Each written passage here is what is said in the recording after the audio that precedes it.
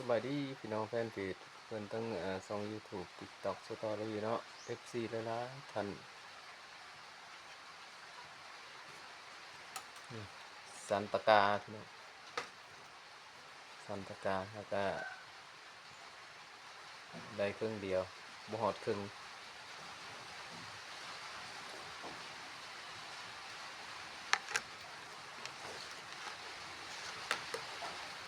อยู่ซื่อๆฝนตกไปใช้บ่ได้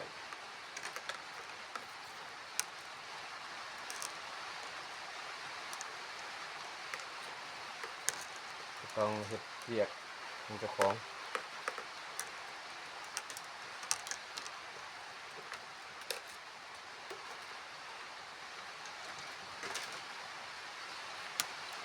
ฝีมือบ่งามพอใช้ได้